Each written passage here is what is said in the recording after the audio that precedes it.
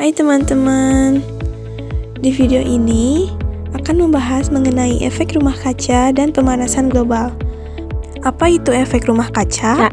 Efek rumah kaca adalah proses pemanasan permukaan bumi yang disebabkan oleh terperangkapnya radiasi matahari oleh gas-gas seperti CO2, CH4, dan N2O di atmosfer bumi.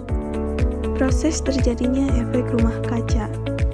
Radiasi matahari yang mengenai atmosfer bumi dipantulkan kembali ke ruang angkasa. Sebagian diserap oleh gas-gas di atmosfer dan sebagian lainnya diteruskan sampai ke permukaan bumi. Radiasi matahari yang sampai ke permukaan bumi dipantulkan kembali ke atmosfer dan sebagian diserap oleh bumi.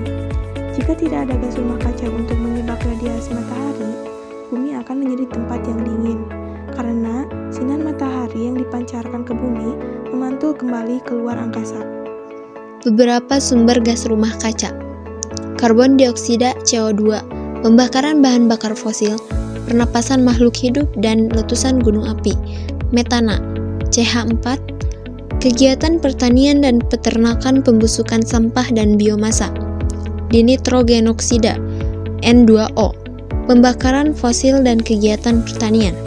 Jika sumber-sumber gas rumah kaca diproduksi terus-menerus dan berlebihan, lapisan gas rumah kaca akan menebal dan merangkap sinar matahari yang dipantulkan dari bumi, sehingga menyebabkan kenaikan suhu rata-rata bumi.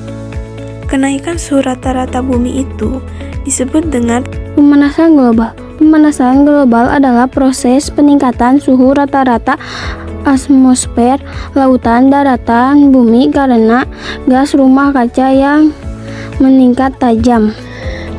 Beberapa penyebab penapasan global: penggunaan bahan bakar fosil yang masif, polusi gas menata dari aktivitas pertanian dan peternakan, pengelolaan sampah yang tidak benar, aktivitas tambang dan industri. Dampak pemanasan global: naiknya suhu bumi. Jika suhu bumi terus meningkat, akan terjadi pemualan lempeng bumi yang dapat memicu gempa bumi.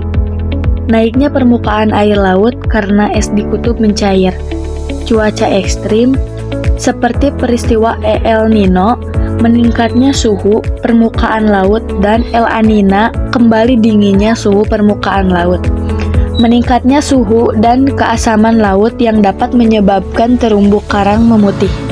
upaya mencegah pemanasan global, penggunaan energi terbarukan, melakukan reboisasi, penggunaan kendaraan bertenaga listrik atau kendaraan berbahan bakar hidrogen, menggunakan bahan alamiah untuk pertanian, penggunaan teknologi infrastruktur bangunan yang ramah lingkungan, menerapkan 6 prinsip teknologi ramah lingkungan, yaitu refine, reduce, reuse, recycle, recovery, dan retrieve.